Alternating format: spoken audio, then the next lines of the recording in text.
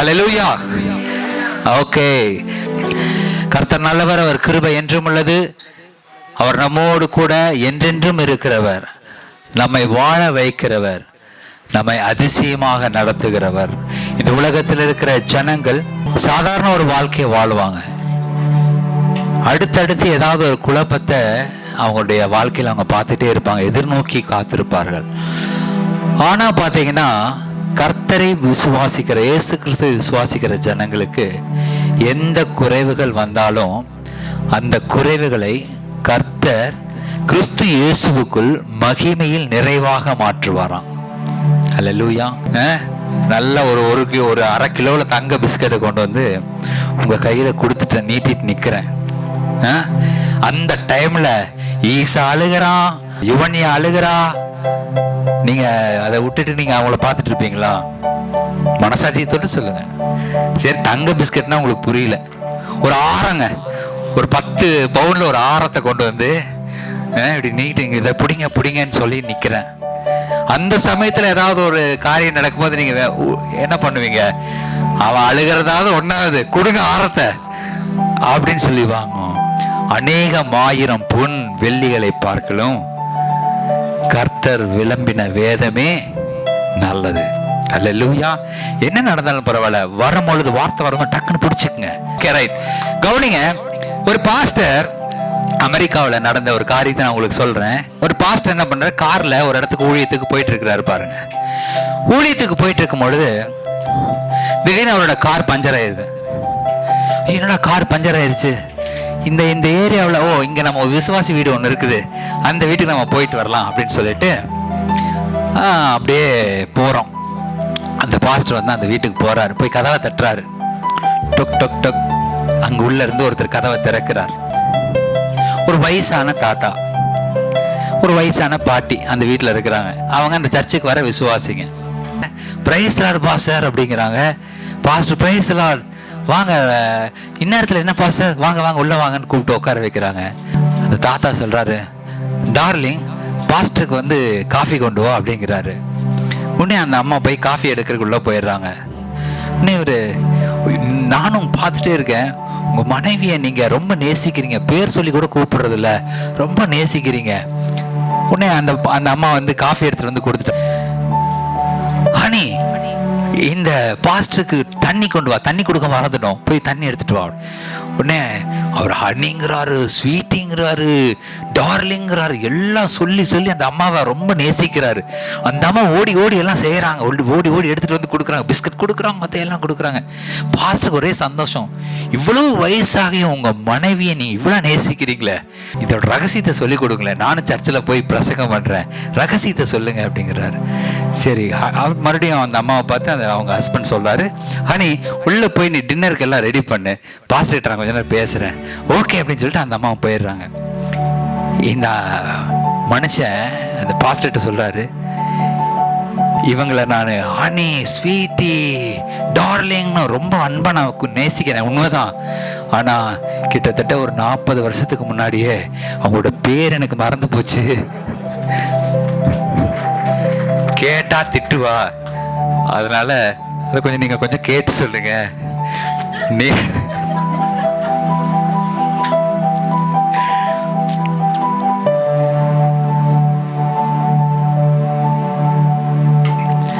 ஆண்டோடைய வார்த்தைய நம்ம கேட்கும் பொழுது கூட கேட்ட மாத்திரத்திலேயே மறந்து போயிடும். வீட்டுக்கு போறதுக்குள்ளேயே அது என்ன பேசினாரு இன்னைக்கு, என்னமோ சொன்னாரு, என்னன்னு தெரியலையே, மறந்து போயிடும். நான் சொல்றேன் பாருங்க, ஆண்டோடைய வார்த்தைய, கேட்கிற வார்த்தையை உங்க வாழ்க்கையில அப்படியே நீங்க கடைபிடிச்சீங்கன்னு சொன்னா உங்களுடைய வாழ்க்கை ஒவ்வொரு நாளும் உயரத்துக்கு போகும். அல்லேலூயா. ஒவ்வொரு நாளும் உயரத்துக்கு போகும். அதுக்கு சாட்சிகள் ஆயிரக்கணக்கில் இருக்கிறார்கள், தேசமெங்கும் இருக்கிறார்கள், தேசமெங்கும் இருக்கிறார். வார்த்தைகளுக்கு பாஸ்டர் நீங்க சொன்ன இந்த வார்த்தை, நிறைய சாட்சிகள் நான் போன்ல பாக்குறேன், கேட்கிறேன். அவங்க போன் பண்ணி சொல்றாங்க, வாட்ஸ்அப்ல அனுப்புறாங்க, ஒவ்வொன்றையும் போட்டோவோட அனுப்புறாங்க. பாஸ்டர் இந்த வார்த்தை நீங்க சொன்னீங்க, இதை நான் பிடிச்சு ஜெபித்தேன், ஆண்டவர் இந்த காரியத்தை என் வாழ்க்கையில வாய்க்கை செய்தார். அல்லேலூயா. இந்த வார்த்தை சும்மா சாதாரண வார்த்தை இல்லை, அதனாலதான் சொன்னேன் 10 பவுன் ஆரத்துக்கு மேலானது இது. அல்லேலூயா. நீங்க இழந்து போன நிறைய நகைகளுக்கு மேலானது அது. ஹல்லேலூயா. இந்த வார்த்தைகள் எப்படிங்க அந்த மாதிரி கோடிக்கணக்கில் உங்களுக்கு உண்டாகும். ஆமென் சொன்னவர்கள் பாக்கியவான்கள். உங்கள் வாழ்க்கையில் அப்படியே ஆக கடவுது. கோடிக்கணக்கில் உங்களுக்கு நகைகள் வந்து சேர போகுது. ஹல்லேலூயா. நீங்க அதான் நியூ இயர்ல பாருங்க, அப்படி சொன்ன ஒரு வார்த்தை, அவங்க போய் ஏதோ நகை வாங்கிட்டு வந்துட்டாங்களாம். வாங்குறதுக்கு வாய்ப்பே இல்லை, ஆனால் ஆண்டவர் கொடுத்துட்டாரு அப்படின்னு அவங்க சொன்னாங்க. அவங்க வந்து முன்ன பின்ன சர்ச்சே போனதில்லை. ஆனாலும் அவங்க வந்து அந்த வார்த்தைகளை டக்குன்னு பிடிச்சது, நகைகளை வாங்கும்படியா கர்த்தர் கிருபை செய்திருக்கிறார். அல்லேலூயா. அதனால இங்க சொல்லப்படுகிற ஒவ்வொரு வார்த்தை கூட எதேச்சானதல்ல, எல்லாம் பரிசுத்த ஆவியானவரால் பேசப்படுகிற வார்த்தை. அல்லேலூயா. கோடிகளுக்கு எனக்கு வாய்ப்பு இல்லைன்னு நினைக்காதீங்க, கோடிகளுக்கு உங்களுக்கு வாய்ப்பு உண்டு. அல்லேலூயா. கோடிக்கணக்கில் நீங்க பார்க்க முடியும் பாருங்க. அல்லேலூயா. ஒன்றும் இல்லாம குழிக்குள்ள இருந்த யோசேப்பை ஜெயிலையும் அடுத்த நாட்கள்ல அவனை அரியாசனத்தில் அமர்த்தின தேவன் உங்களுடைய வாழ்க்கையிலும் இப்படிங்கிறவர்கள் அற்புதத்தை செய்ய முடியும். அல்லேலூயா. கர்த்தர் நல்லவர், கிருபை என்றும் உள்ளது. அதனாலதான் அந்த வயசான தாத்தா பாட்டி மாதிரி பேரை மறந்துட்டு மற்ற சமாளிச்சுட்டு இருக்காம சொல்லுகிற வார்த்தைகளை கவனமா கேட்டுட்டு அதன்படி நடந்தீர்கள் என்று சொன்னால் கோடிகளை நீங்கள் பார்க்க முடியும். அல்லேலூயா. அல்லேலூயா. அவர் பொய் சொல்ல அவர் மனிதர் அல்ல, மனம் மாற அவர் மனுபுத்திரனும் அல்ல.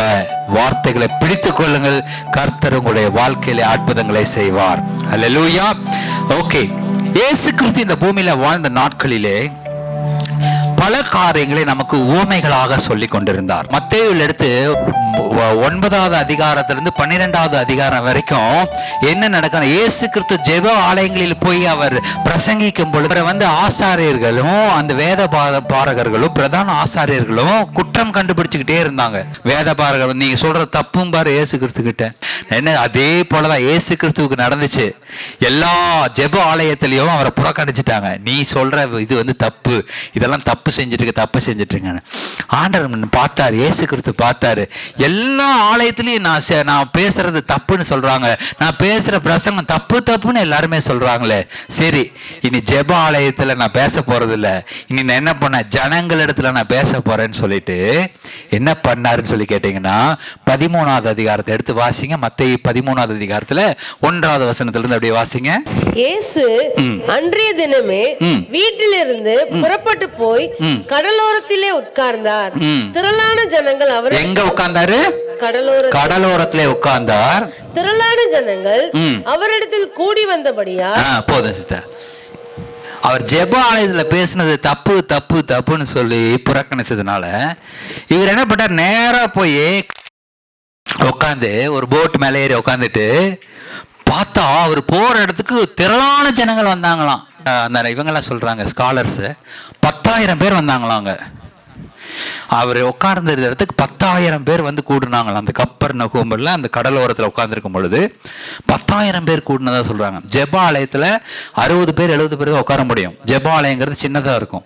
60-70 பேர்த்துக்கு சொல்லிக்கிட்டு இருந்த அந்த மனுஷனை கூண்டு போய் கடலோரத்தில் உட்கார வச்சு இப்ப 10,000 பேர் கேட்கறாங்க அவருடைய வசனத்தை. பிசாசு எப்பவுமே அப்படிதான் பண்ணுவான் பாருங்க. அவன் ஒரு முட்டாள். பக்கத்தில் பார்த்தாலும் பிசாசு ஒரு முட்டாள். உங்க வாழ்க்கை கஷ்டம், ஆனா அது உங்களுக்கு சந்தோஷமா மாறிடும். ஹல்லேலூயா. அப்போ நம்ம வாழ்க்கைய பிசாசு எவ்வளவு தூரம் துன்பப்படுத்த பாக்குறானோ இயேசு கிறிஸ்து அவ்வளவு தூரம் நம்ம வாழ்க்கையை சந்தோஷமா மாத்தி விட்டுருவாரு. ஹல்லேலூயா. நம்ம வாழ்க்கை ஆரம்பத்தில் ஒருவேளை கஷ்டமா இருந்திருக்கும் பாருங்க, ஆனா இப்ப ஆண்டவரை நெருங்கி சேர ஆண்டவரோடு நம்ம நெருங்கி இருக்க என்ன நடக்குது, நமக்குள்ள ஒரு தெய்வீக சந்தோஷம் சமாதானம் வந்து சேர்ந்துருது. ஹல்லேலூயா. ஹல்லேலூயா. இந்த சந்தோஷத்தை கர்த்தர் மாத்திரம் தான் கொடுக்க முடியும், இயேசு கிறிஸ்து தான் கொடுக்க முடியும், வேற யாரும் கொடுக்க முடியாது. அப்படி இயேசு கிறிஸ்துவ 60-70 பேர்த்துக்கு பேசிக்கிட்டு இருந்தார் ஜெபாலயத்துல உட்காந்து. இப்போ அங்க தடை பண்ணினதுனால வேதபாரகர்களும் அவங்க எல்லாம் என்ன பண்ணிட்டாங்க, வேதபாரகர்கள் எல்லாரும் என்ன பண்ணிட்டாங்க, அவர் எதிர்த்ததுனால இவர் போய் இப்ப கடற்கரையில உட்காந்துட்டார், பீச்சில் உட்காந்துட்டு பேச ஆரம்பிக்கிறாரு. திரளான ஜனங்கள் வந்து சேர்ந்துட்டாங்களாங்க. அல்லேலூயா. திரளான ஜனங்கள் வந்து சேர்ந்துட்டு இயேசு கிறிஸ்து ஜெபாலயத்துல வார்த்தைகளை வசனங்களை வச்சு பேசிட்டு இருந்தாரு. இப்போ இங்க திரளான ஜனங்கள் சேர்ந்ததுனால என்ன பண்ணிட்டாரு, உவமைகளை வைத்து பேச ஆரம்பிச்சிட்டாரு. உவமைகளை வைத்து பேசினாரு. பேரபிள்ஸ்ம்பாங்க. இப்போ சபைகள்ல இந்த பைபிளை நான் அப்படியே எடுத்து போதிச்சேன்னு சொல்லி வைங்க, உங்களுக்கு யாருக்குமே புரியாது. இந்த பைபிளை நான் எடுத்து வாசிச்சு இதை அப்படியே நான் உங்களுக்கு டீச் பண்ணனா, இப்படியே நான் உங்களுக்கு பிரசங்கம் பண்ணனா உங்களுக்கு ஒண்ணுமே புரியாது. இப்ப நான் பேசுறது எத்தனை பேருக்கு புரியுது? எல்லாருக்கும் புரியுதா? ஓகே, உங்களுக்கு புரியுது அப்படின்னா நான் பைபிள் அப்படியே பேசல, நான் ஊமைகளா பேசிட்டு இருக்கிறேன். 2 தாத்தா வந்தாங்க, தாத்தா பாட்டி வந்தாங்க, இது செஞ்சாங்க அது செஞ்சாங்கன்னு. இல்லை நான் இங்கே போனேன் அங்கே போனேன். பாஸ்டர்மா சொல்லுவாங்க, நீங்க என்ன சும்மா எதுக்கு எடுத்தாலும் சவுதி அரேபியாவில் இப்படி பண்ணேன், அமெரிக்காவில் இப்படி பண்ணேன், மலேசியாவில் இப்படி பண்ணேன்னு சொல்லிக்கிட்டே இருக்கிறீங்க இல்லைன்னு சொன்னாங்க. ஒரு நாள் நான் சொன்னேன், இயேசு கிறிஸ்து கூட ஊமைகளையும் உருவகங்களையும் அதிகமா சொன்னாரு. அது என்னை பெருமைப்படுத்த எம்பசைஸ் பண்றதுக்கு. ஹல்லேலூயா. அவருடைய வார்த்தையை தூக்கி பிடிக்கணும்னா நான் ஏதாவது ஒன்று சொல்லிதானே ஆகணும். அது இயேசு கிறிஸ்து சொல்லிதானே. இயேசு கிறிஸ்து சொன்னாரே, பறவைகளை பாருங்கள், காட்டு புஷ்பங்களை பாருங்கள், கவனித்து பாருங்கள். இதெல்லாம் அவர் சொன்னது தானே. மொத்தம் 39 உவமைகள் இருக்குது. உருவகங்களும் உவமைகளும் சேர்த்து 70க்கு மேல இருக்குது. அவர் சொன்ன உவமைகள் மாத்திரம் மெட்டஃபோம்பாங்க. உருவகங்கள்லாம் மெட்டஃபோம், அதெல்லாம் 70க்கு மேல இருக்குது. அது ரெண்டையும் சேர்த்து 70க்கு மேல இருக்கு. உருவகம் அப்படின்னா கதையை வச்சு சொல்லுவார். ப்ராடிகல் சன் அப்படிங்கிற ஒரு கதையை வச்சு சொல்லுவார், அது உருவகம். நிஜமா நடந்ததை வச்சு சொல்லுவார், நிஜமா இருக்கிறத வச்சு சொல்லுவார். அந்த பறவைகளை கவனித்து பாருங்கள், விதைக்க ஒருவன் புறப்பட்டான், இதெல்லாம் உவமைகள்னு பேரு. அல்லேலூயா. உருவகங்களும் உவமைகளை வைத்து கர்த்தர் பல காரியங்களை விளக்கி சொன்னார். அது எல்லாம் எதை கொண்டு வந்து சொன்னார்னா தேவனுடைய ராஜ்யத்தை சொன்னார். தேவனுடைய ராஜ்யத்தை குறித்து சொன்னார். நல்லா கவனிங்க, தேவனுடைய ராஜ்யம் வேற, இந்த மனுஷனுடைய ராஜ்யம் வேற. தேவனுடைய ராஜ்யத்தை இந்த பூமியில கொண்டு வருவதற்காக கர்த்தர் சொன்ன உவமைகள் தான் பல காரியங்கள் இருக்குது. இந்த பல உவமைகளை வச்சுதான் கர்த்தர் பேசினார். நம்ம வேதத்தை வாசிக்கும் பொழுது இயேசு கிறிஸ்து பேசின உவமைகளை வச்சுதான் நம்ம புரிந்து கொள்ள முடியும். இப்போ தேவனுடைய ராஜ்யத்தை குறித்து அவர் பேசினார். தேவனுடைய ராஜ்யம் என்றால் என்ன அப்படின்னா, யோவான் எடுத்து 18:36 வாசிங்க. யோவான் 18:36. இயேசு பிரதியுத்தரமாக, என் ராஜ்யம் இவ்வுலகத்திற்குரியதல்ல, இவ்வுலகத்துக்கு உரியதல்ல. என் ராஜ்யம் இவ்வுலகத்திற்குரியதானால் நான் யூதரிடத்தில் ஒப்பு கொடுக்கப்படாதபடிக்கு. ஓகே, இந்த ராஜ்யம் உலகத்துக்குரியது அல்ல. அல்லேலூயா. நல்ல கவனிங்க, இந்த உலகத்தினுடைய ராஜ்யங்களை பிடிக்கும்படி ஒரு நாடுக்கு ஒரு நாடு சண்டை போட்டே இருப்பாங்க, போர் செய்வாங்க. இந்த நாடு ஜெயிச்சிருச்சுன்னா அந்த நாட்டை பிடிச்சுக்குவாங்க, அவன் ஜெயிச்சிட்டானா அவனை பிடிச்சுக்குவாங்க. இப்படி நாடுகளை பிடிச்சு கொண்டே இருக்கு இந்த உலகத்துக்குரிய ராஜ்யம். ஆனால் தேவனுடைய ராஜ்யம் என்றால் என்ன? அடுத்த வசனம் லூக்கா 17:21 வாசிங்க. இதோ எங்கே என்றும், அதோ 17:21 தேவராஜ்யத்தை குறித்து வரும். இதோ இங்கே என்றும் அதோ அங்கே என்றும் சொல்லப்படுகிறதற்கும் எது ராஜ்யம்? தேவனுடைய ராஜ்யம் உங்களுக்குள் இருக்கிறது, உங்களுக்குள் இருக்கிறது என்றார். ஹல்லேலூயா. நல்லா கவனி, தேவனுடைய ராஜ்யம் உங்களுக்குள் இருக்கிறது அப்படின்னா உங்களுக்குள்ள இருக்கிற இருதயம் தான் தேவனுடைய ராஜ்யம். ஹல்லேலூயா. அவர் இந்த தேசங்களை பிடிக்கும்படியாக இங்க வரவில்லை, உங்களுடைய இருதயங்களை பிடிக்கும்படியாக கர்த்தர் இங்க வந்தார். அல்லேலூயா. உங்கள் இருதயங்களை பிடிக்கும்படியாக இயேசு கிறிஸ்து இந்த பூமிக்கு வந்தார். எல்லா விஷயங்களும் நல்லா கவனிங்க, தேவனுடையதல்ல, தேசங்கள் அல்ல. தேவனுடைய ராஜ்யம் என்பது உங்களுடைய இருதயமே, அது உங்களுக்குள் வந்திருக்கிறது என்று சொல்லுகிறார். அந்த இருதயத்தை பிடிக்கும்படியாக தான் இயேசு கிறிஸ்து இந்த பூமிக்கு வந்தார். அந்த இருதயத்தை நீங்கள் தேவனுக்கு கொடுக்கும்படியாக தான், அந்த இருதயத்தில் அவர் வாசம் செய்யும்படியாக தான், அந்த இருதயத்தில் அவர் ராஜ்யம் செய்யும்படியாக, ஆட்சி செய்யும்படியாக தான் இயேசு கிறிஸ்து இந்த பூமிக்கு வந்தார். அதை நமக்கு புரிய வைக்கவே முடியல அவர்னால. கடைசி வரைக்கும் இயேசு கிறிஸ்துவுக்கு நான் உங்களுடைய இருதயத்தை ஆட்சி செய்ய தான் வந்தேங்கிறது புரிய வைக்க முடியல பாருங்க. ஆனால் நன்றாக புரிந்து கொள்ளுங்கள், இயேசு கிறிஸ்து உங்களுடைய இருதயத்தை ஆளுகை செய்யும்படியாக தான் வந்திருக்கிறார். அல்லேலூயா. உங்கள் இருதயத்துல தான் அவர் இருக்கிறாரு. அந்த இருதயத்துல அவர் எப்படி வாசம் செய்வார், எப்படி ஆட்சி செய்வார்னு சொன்னா தேவனுடைய வார்த்தையை கொண்டு. அல்லேலூயா. இந்த வார்த்தையை கொண்டு இப்ப நான் பேசிட்டு இருக்கிறேன் பாருங்க, இந்த வார்த்தைகளை கொண்டுதான் கர்த்தர் உங்களுடைய இருதயத்திலே அவர் ஆட்சி செய்ய முடியும். அல்லேலூயா. இப்போ கர்த்தர் உங்களுடைய இருதயத்திலே ஆட்சி செய்யணும் அப்படின்னா வேற ஒண்ணும் இங்க இருதயத்துல இருக்கக்கூடாது. அல்லேலூயா. இந்த டம்ளருக்குள்ள தண்ணி இருக்கணும் அப்படின்னு சொன்னா இதுக்குள்ள காப்பி இருக்க கூடாது. நான் சொல்றது உங்களுக்கு புரியுதா? இதுக்குள்ள காஃபி இருந்துச்சு அப்படின்னு சொன்னா இதுக்குள்ள தண்ணியை ஊத்த முடியாது. இதுக்குள்ள தண்ணி ஊத்தணும் அப்படின்னா காஃபி இருந்த டம்ளரை கழுவிட்டு அதை வெளியே எடுத்துட்டு அதுக்குள்ள தண்ணியை நிரப்பணும். ஹல்லேலூயா. தேவனுடைய ராஜ்யம் எப்படின்னு சொன்னா, இயேசு கிறிஸ்து உங்களுடைய இருதயத்துக்குள்ள வர வேண்டும். இயேசு கிறிஸ்துடைய வார்த்தைகள் உங்களுடைய இருதயத்துக்குள்ள வர வேண்டும் சொன்னா, உங்கள் இருதயத்தை கழுவி சுத்திகரித்து விட்டு இயேசு கிறிஸ்துடைய வார்த்தையை உள்ளே வைக்கும் பொழுது இப்படி தெளிந்த தண்ணி மாதிரி ஆயிடும். அல்லேலூயா. இந்த தண்ணி இப்படி தண்ணியா இருக்கணும்னா உள்ளே காஃபி இருக்கக்கூடாது. இதை புரிந்து கொள்ளுங்கள். ஓகே, தேவனுடைய ராஜ்யம் உங்களுடைய இருதயத்திற்குள்ளே ஆட்சி செய்யும்படியாக தான் வந்திருக்கிறது. அல்லேலூயா. ஓகே, மத்தேயு 13வது அதிகாரத்தை எடுத்து 1 அப்படியே மறுபடியும் வாசிங்க. இயேசு அன்றைய தினமே வீட்டில் இருந்து புறப்பட்டு போய் கடலோரத்திலே உட்கார்ந்தார்.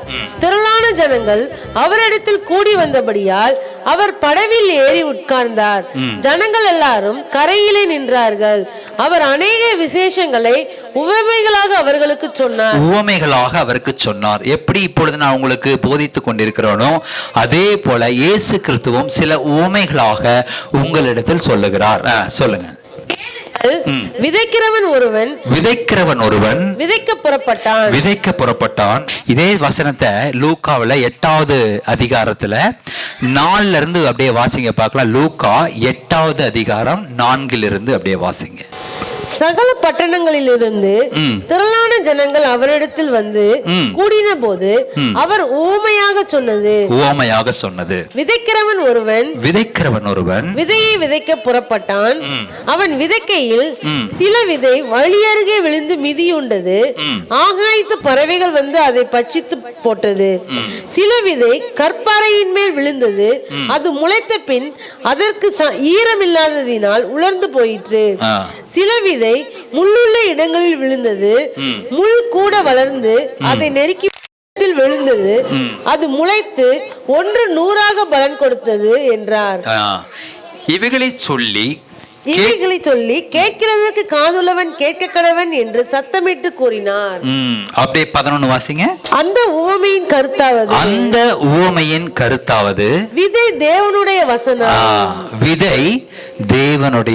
வசனம். ஹல்லேலூயா. இப்போ நான் எதை போட்டுட்டு இருக்கிறேன்? விதைய போட்டுக்கிட்டு இருக்கிறேன்.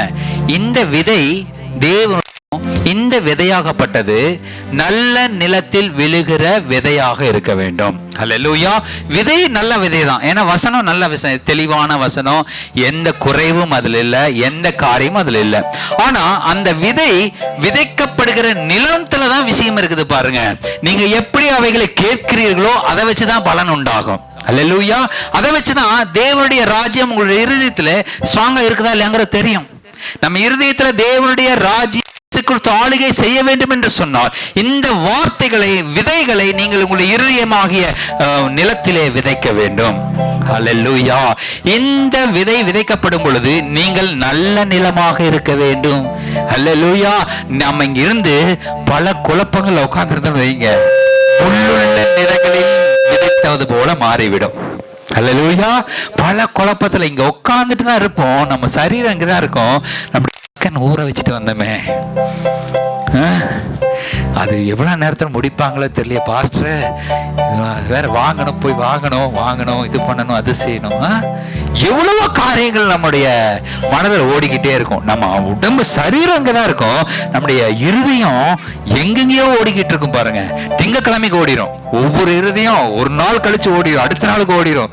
ஐயோ, நாளைக்கு இதெல்லாம் இருக்குது, என்ன பண்றது, இதெல்லாம் பண்ணணுமே, என்ன பண்றது? அப்போ இப்படி இருக்கிற பட்சத்துல உலக கவலைகள் நெருக்கி போட்டு அந்த முள்ளுள்ள இடங்களில் அதை சொல்லுங்க, அந்த முள்ளுள்ள இடங்களில் சில விதை முள்ளுள்ள இடங்களில் விழுந்தது. முள் கூட வளர்ந்து அதை நெருக்கி போட்டு இந்த வசனத்தை உலக கவலைகள் வந்து நெருக்கி போட்டு அந்த விதை வளர முடியாத அளவுக்கு அதை நெருக்கி போட்டுறது. பாருங்க, இது உலக கவலைகள் தான். அது நம்ம அடுத்த நாளை குறிச்சு கவலைப்பட்டோம்னாவே, அடுத்த நிமிஷத்தை குறிச்சு கவலைப்பட்டோம்னாவே, அடுத்த 1 மணி நேரத்தை குறிச்சு கவலைப்பட்டோம்னாவே நமக்குள்ள போடப்பட்ட அந்த வசனம் காணாம போயிடும், நெருக்கி போட்டுரும். அந்த வசனம் வளராது, அந்த வசனம் கிரியை செய்யாது. கிரியை செய்யல என்ன பண்ண முடியாது? அவர் குடிகொள்ள முடியாது. அல்லேலூயா. நம்பிக்கையற்றவர்களாக மாறி பதில் வராம போயிடும். இது மாதிரி குழப்பங்கள்லாம் உண்டாயிருப்பாருங்க. ஆனா அந்த வசனத்தை உள்ள எடுத்து தெளிவா அந்த வசனத்தை நீங்க உள்ள எடுத்துக்கொண்டீர்கள் என்று சொன்னா அந்த வசனம் கிரியை செய்ய ஆரம்பிக்கும். அல்லேலூயா. ஒவ்வொரு முறை வசனம் கிரியை செய்யும் பொழுது நீங்க நினைச்சுக்கங்க, நான் நல்ல நிலம். அல்லேலூயா. பக்கத்துல பார்த்து சொல்லுங்க, நான் நல்ல நிலங்க. எனக்குள்ள விதைச்சா அப்படியே முளைக்கும். அல்லேலூயா. நல்லா கவனிங்க. உங்களுக்குள்ள விதைக்கப்படுகிற விதைகள், வசனமாகிய விதைகள், அது அப்படியே நல்லா முளைக்கிற விதைகளாக இருக்கிறது. ஆகையினால அந்த முளைக்கிற அந்த விதைகளை வெறும் போற வழியில வந்து போட்டக்கூடாது. போற வழியில பாத்தீங்கன்னா அப்படியே போட்டு போயிருக்குங்க. போற வழியில அப்படியே ஒருத்தன் வண்டியில போறோம், ஒருத்தன் குறுக்க வரோம், அப்பவே விழுந்துரும் அந்த விதை கீழே. அப்பவே அந்த அது காணாம போயிடும். அப்பவே ஏதாவது பறவைகள் வந்து பட்சித்து கொண்டு போய்விடும். நீங்க நல்ல நிலமாக இருக்கும் பொழுது கர்த்தருடைய ராஜ்யம் உங்களுடைய இருதயத்துல ஸ்ட்ராங்கா வந்து நிற்கும். அல்லேலூயா. அந்த விதை தான் ஃபவுண்டேஷன். ஒரு கட்டடம் நல்லா எழும்பணும் அப்படின்னு சொன்னா அந்த அந்த விதை தான் ஃபவுண்டேஷனா இருக்குது. அந்த விதை தான் அது அஸ்திவாரமாக இருக்கிறது. ஒரு பில்டிங் கட்டணும்னா என்ன பண்ணணும்? அஸ்திவாரம் போடுவாங்க. எந்த அளவுக்கு ஆழமா அந்த அஸ்திவாரம் போடுறோமோ அந்த அளவுக்கு உயரமா பில்டிங் கட்ட முடியும். உண்மையா? அல்லேலூயா.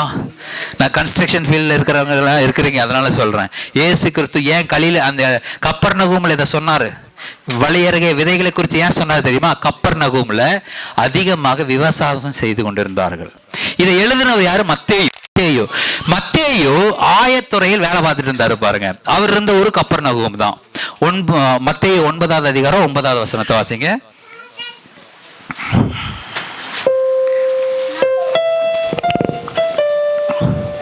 இயேசு அவிடம் விட்டு புறப்பட்டு போகையில் ஆயத்துறையில் உட்கார்ந்திருந்த மத்தேயு என்னும் ஒரு மனுஷனை கண்டு எனக்கு பின் சென்று வா என்றார். ஓகே, மத்தேயு பார்த்து சொல்றாரு, எனக்கு பின் சென்று வான். அவர் எங்க உட்கார்ந்து இருந்தாரு? ஆயத்துறையில். அவர் கப்பர்நகூமை சேர்ந்தவர், அந்த அந்த ஊரை சேர்ந்தவர் தான் மத்தேயுங்கிறவர்.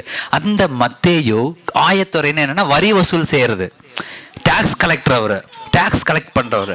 ஒரு ஊர்ல டாக்ஸ் கலெக்ட் பண்றாங்கன்னா அங்க என்ன இருக்கணும்? நிறைய தொழில் வளங்கள் பெருகி இருக்கணும். பாருங்க, அந்த ஊர்ல ரோமர்கள் ஏன் அங்க டாக்ஸ் ஆபீஸ் வச்சிருந்தாங்கன்னா அங்க தொழில் அதிகம். அந்த தொழில்களை வச்சுதான் இயேசு கிறிஸ்து உவமைகளாக சொல்லிட்டு இருந்தாரு. அங்க என்னென்ன தொழில் நடக்குதோ அதை வச்சு சொல்றாரு. ஒருவன் இதை செஞ்சான், ஒருவன் விதைக்க புறப்பட்டாங்க, விவசாயம் நடந்திருக்குது. அப்ப இந்த ஆயத்துறையில வேலை செஞ்சுட்டு இருந்த மத்தேயுனா அவன் எல்லா உவமைகளையும் கரெக்டா குறிப்பெடுத்து வச்சிருக்கிறான். அதனாலதான் 39 உவமைகள்னு சொல்லப்பட்டிருக்கு. கரெக்டா நான் ஏன் சொல்றேன்? உவமைகள் 39. மத்தேயு ஆயத்துறையில் வேலை செஞ்சதுனால கரெக்டா எழுதி வச்சிருப்பான் அவன். அல்லேலூயா. இங்க எத்தனை பேர் கரெக்டா எழுதி வச்சிருக்கிறீங்க? உவமைகள் 39 உருவகங்கள், உவமைகள் சேர்த்து 70க்கு மேல இருக்குது. அல்லேலூயா. அவன் கரெக்டா எழுதுவான்னு தெரிஞ்சுதான் மத்தேயு செலக்ட் பண்றாரு. பாருங்க, என்னுடைய உவமைகளை அவன் கரெக்டா எழுதுவான் அப்படின்னு சொல்லி. அதே போல பாத்தீங்கன்னா 60க்கும் மேற்பட்ட பழைய ஏற்பாட்டினுடைய சம்பவங்களை கோடிட்டு காமிப்பார். தீர்க்க தரிசனங்கள் நிறைவேறுதல 60க்கும் மேற்பட்டதை கோடிட்டு காமிக்கிறான் மத்தேயு. அதனாலதான் மத்தேயு செலக்ட் பண்ணாரு. அப்போ உங்களையும் என்னையும் கர்த்தர் சில காரியங்களுக்கு செலக்ட் பண்ணுவாரு. அல்லேலூயா. ஏன் செலக்ட் பண்ணாருன்னா கர்த்தர் உங்களிடத்துல ஒரு நல்ல காரியத்தை பார்க்கிறாரு. அல்லேலூயா. ஏதோ ஒரு விஷயம் உங்களுக்குள்ளாக என்ன காரியங்கள் இருக்குது, உங்களுக்கு என்ன திறமைகள் இருக்கு, நீங்க எதில் கை தேர்ந்தவர்கள் கர்த்தருக்கு தெரியும். அவர் அவருடைய ராஜ்யத்திலே உங்களை அவ்வண்ணமாகவே பயன்படுத்துவார். அல்லேலூயா. நீங்க ஒருவேளை நல்ல வசனம் வாசிக்கிற நல்லா படிக்கிறவங்களா இருப்பீங்க, உங்களை கர்த்தர் அந்த பகுதியில தேவனுடைய ராஜ்யத்துல பயன்படுத்துவார். அல்லேலூயா. ஒருத்தர் நல்லா பாடுகிறவர்களா இருப்பீங்க, கர்த்தர் அந்த பகுதியில உங்களை தேவனுடைய ராஜ்யத்துல பயன்படுத்துவார். அல்லேலூயா. ஒருத்தர் நல்ல அக்கௌண்ட்ஸ் போட தெரிஞ்சவங்களா இருப்பீங்க, உங்களுக்கு தேவனுடைய ராஜ்யத்தை அவண்ணமாக பயன்படுத்துவார். அல்லேலூயா. அல்லேலூயா. அதனால நமக்கு என்ன பலன் இருக்கிறதோ அந்த பலனை கொண்டு கர்த்தர் அவருடைய ராஜ்யத்துல உங்களை பயன்படுத்துவார். அல்லேலூயா. அவர் வேறு பிரித்து எடுப்பாரு. ஆயத்துறையில் நிறைய பேர் வேலை செய்வாங்களா இருக்கும், ஆனா மத்தேயு அதுல கைதேர்ந்தவனா இருந்தான். பாருங்க. அல்லேலூயா. சின்ன சின்ன காரியங்களையும் கோடிட்டு காட்டக்கூடிய கைதேர்ந்தவனா இருந்தார். அல்லேலூயா. அந்த காரியங்களை கர்த்தர் உங்களை பயன்படுத்துவார். ஒரு நல்ல சமைப்பாங்களா இருக்கும், அவங்க பாருங்க, வசந்தி சிஸ்டர் அங்கே போனால், ஊருக்கு போனால் அவ்வளவு அருமையாக சமைச்சு கொடுப்பாங்க. எல்லா காரியங்களையும் எது செஞ்சால், பிரியாணி செஞ்சாலும் எது செஞ்சாலும் நல்லா டேஸ்டாக செஞ்சு கொடுப்பாங்க. அவங்க அது காரியங்கள் இருந்துச்சுன்னா அந்த காரியங்களை கர்த்தர் உங்களை பயன்படுத்தும், அவருடைய ராஜ்யத்தில் பயன்படுத்துவார். அல்லேலூயா. உங்களுக்கு எது எனக்கு இதுதாங்க தெரியும், அதுதான் தெரியுமா? ஓகே, உன்னை நான் இதில் நான் பயன்படுத்துகிறேன். அல்லேலூயா. உங்களுக்கு என்ன தெரிகிறதோ அந்த தெரிகிற காரியங்களை வைத்து கர்த்தர் உங்களுடைய வாழ்க்கையில அவருடைய ராஜ்யத்தை உங்களுடைய திறமைகளை கொண்டு அவர் பயன்படுத்த வல்லமையுள்ளவராக இருக்கிறார். அல்லேலூயா. அதுக்கு நம்ம இடம் கொடுக்கணும். அதுக்கு இடம் கொடுக்கணும்னா என்ன பண்ணணும்? அவருடைய ராஜ்யம் நமக்குள்ளாக வர வேண்டும். அல்லேலூயா. ஏற்கனவே வந்திருக்கிறதேன்னு சொல்லியிருக்கிறாரு. ஆண்டவருடைய ராஜ்யம் நமக்குள் வந்திருக்கிறது. அந்த வந்த ராஜ்யத்தை நம்ம பத்திரமா பார்த்துக்கணும். அல்லேலூயா. ஏன் எப்படி நான் சொல்றேன் அப்படின்னு சொன்னா, இந்த காரியங்கள், உலக கவலைகள், உலகத்துல இருக்கிற கிரியைகள் நம்மளுடைய வார்த்தைகளை, தேவனிடத்திலிருந்து பெற்ற வார்த்தைகளை நம்ம விட்டு வெளியில எடுத்து போட்டுறோம். அல்லேலூயா. நம்ம அந்த காரியத்துக்கு நம்ம இடம் கொடுக்க கூடாது. இந்த காரியங்களை நாம் நமக்குள்ள இருந்து எடுத்து போட்டுறணும். உலகம் காரியம் உள்ள உடவே கூடாது. பாருங்க, ஒரு சின்ன பட்டிமன்றம் தானுங்க, கேட்டா என்னங்க தப்பு? கேட்கிற காரியங்களை ரொம்ப கவனமா இருக்கணும். பக்கத்துல பாருங்க, சொல்லுங்க, கேட்கிற காரியங்களை பத்திரமா கேளுங்க, கவனமா கேளுங்க. ஹல்லேலூயா. நம்ம போன் அப்படியே ஸ்க்ரோல் பண்ணிட்டே வரோம். ஒரு நல்ல காமெடி வந்துருச்சு, காமெடி தானே ஒன்று பார்த்துருவோம் அப்படின்னு காமெடியே பார்த்தீங்கன்னா அது உங்களுடைய வாழ்க்கையில பழக்கமாக மாறிவிடும். ஹல்லேலூயா.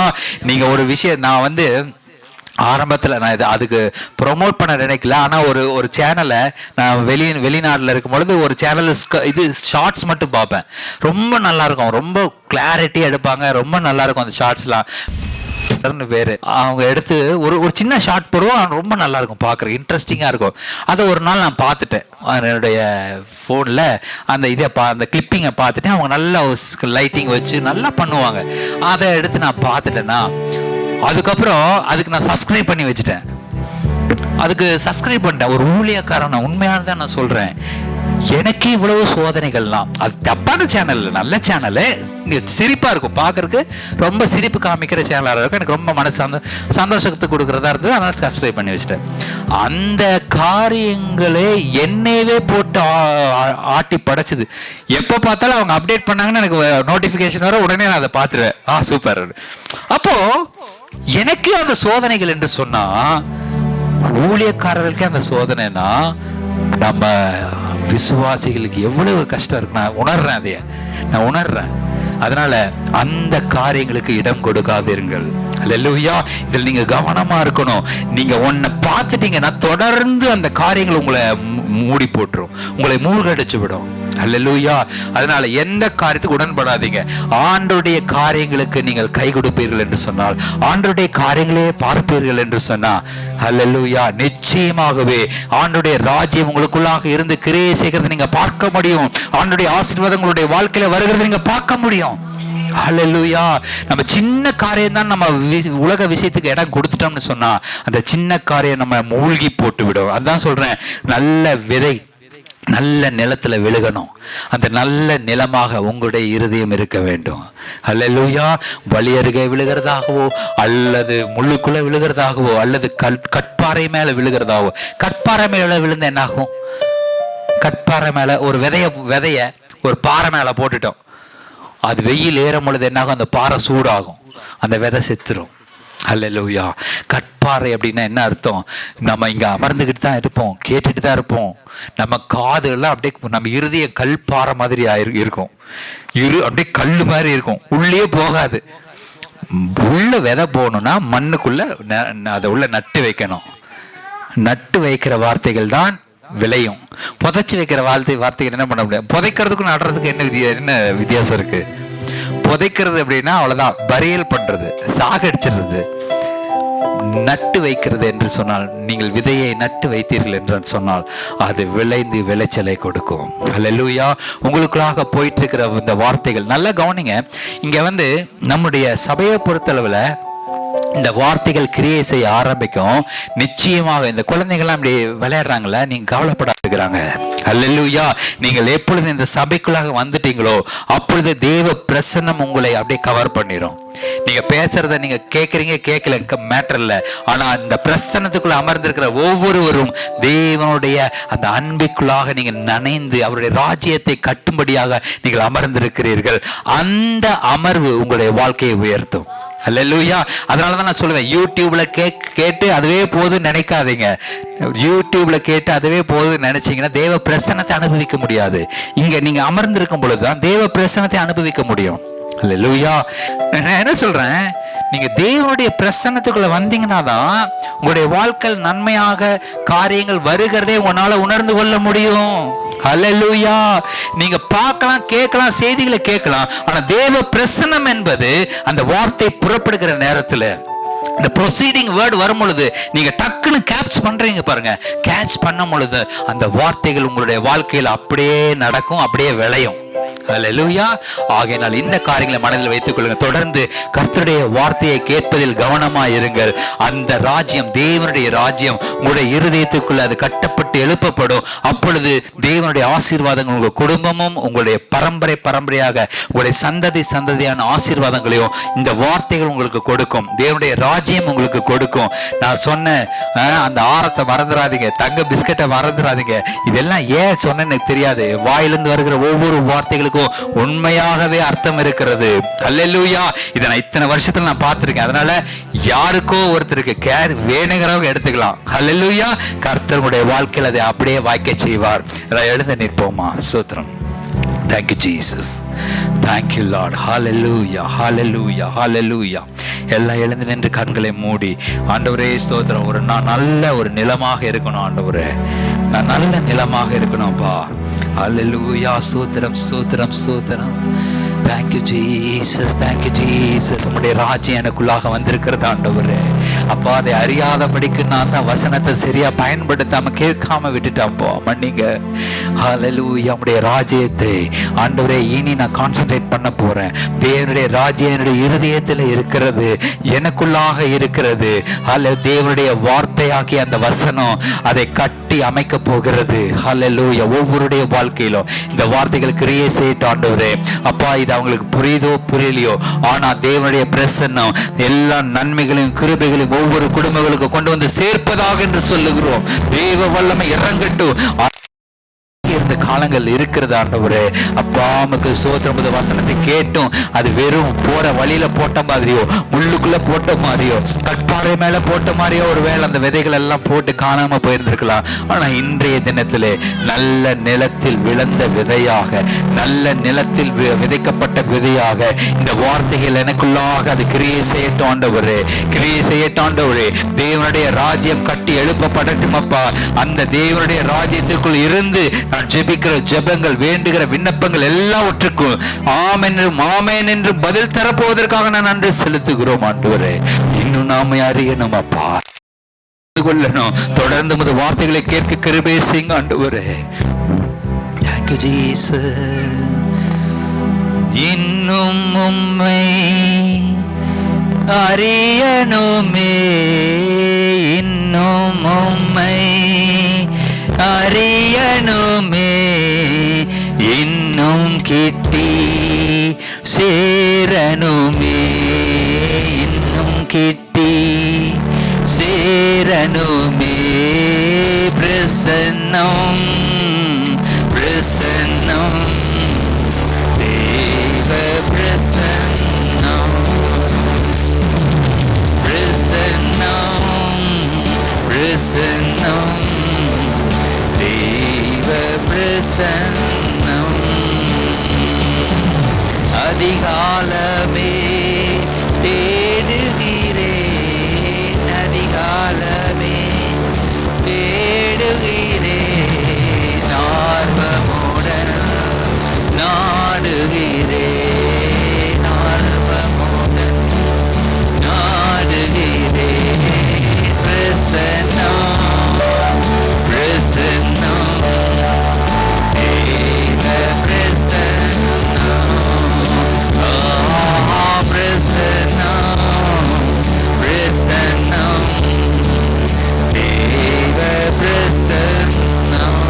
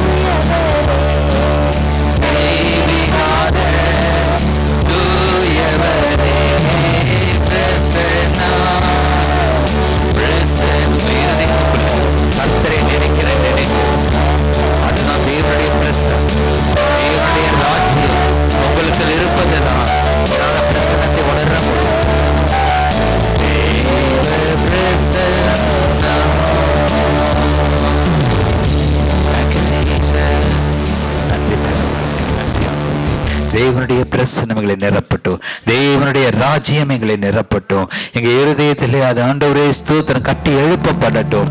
அதன் மூலமாக கிடைக்கிற எங்கள் குடும்பத்துக்கும், எங்களுக்கும், எங்கள் பிள்ளைகளுக்கும், எங்கள் பிள்ளைகளின் பிள்ளைகளுக்கும் ஆண்டவரே தேவைகள் எல்லாம் நாங்கள் கடத்துகிறோம். எங்க இருதயத்திலே கர்த்தர் போட்ட இந்த விதை, இயேசு கிறிஸ்துவினுடைய வார்த்தையினுடைய அந்த விதை, அது வளரட்டும். 30, 60, 100 பலன் தரட்டும். நல்ல நிலத்தில் விழுகிற விதையாக ஆண்டவரே இந்த வார்த்தைகள் எங்களுக்கு பலன் தருவதாக இயேசுவின் நாமத்தினாலே ஆண்டவரே எமக்கு நன்றி செலுத்துகிறோம். நன்றி செலுத்துகிறோம். அப்பா, இங்க வந்திருக்கிற ஒவ்வொரு நாங்கள் ஆசீர்வதித்து ஜெபிக்கிறோம். அங்கே வந்திருக்கிற ஒவ்வொரு குடும்பங்களையும், வர தடைப்பட்ட ஒவ்வொரு குடும்பங்களையும் இப்பொழுது நினைத்து ஜெபிக்கிறோம். எல்லாருடைய தேவைகளை நீர் சந்திப்பீராக. வர தடைப்பட்ட ஒவ்வொரு ஆத்மாக்களையும் நினைக்கிறோம். எல்லாருடைய தேவைகளை சந்திப்பீராக. எல்லாருக்கும் நன்மையும் கிருபையும் உண்டாயிருக்கட்டும் இயேசு கிறிஸ்துவினுடைய நாமத்தினாலே. ஓ தேவனுடைய கரத்திலிருந்து எல்லா நன்மைகளை பெற்றுக்கொள்வார்களாக, எல்லா சுகத்தை பெற்றுக்கொள்வார்களாக, எல்லா ஆரோக்கியத்தை பெற்றுக்கொள்வார்களாக. ஒவ்வொருவருடைய சரீரத்தில் இருக்கிற ஆண்டவரே எல்லா பலவீனங்கள் நீங்கி அவர்கள் ஆரோக்கியம் அடைய, அவர்கள் சுத்தம் அடைய, வியாதி எல்லாம் நீங்கி பலப்பட தேவன் கிருபை பாராட்டுங்க ஆண்டவரே. ஒவ்வொரு குழந்தை முதற்கொண்டு பெரியவர்கள் வரைக்கும் ஒரு கரங்களுக்குள்ளாக ஒப்பு கொடுத்து நாங்கள் ஜெபிக்கிறோம். ஆசீர்வதிங்க, பலப்படுத்துங்க. எங்கள் ஆண்டவர் இயேசு கிறிஸ்துவின் மூலமாக ஜெபிக்கிறோம் எங்கள் ஜீவனுள்ள பரம தகப்பனே. ஆமென், ஆமென். ஆத்துமாவே கர்த்தரை ஸ்தோத்திரே. நாடுகிறேன் பிரசன்ன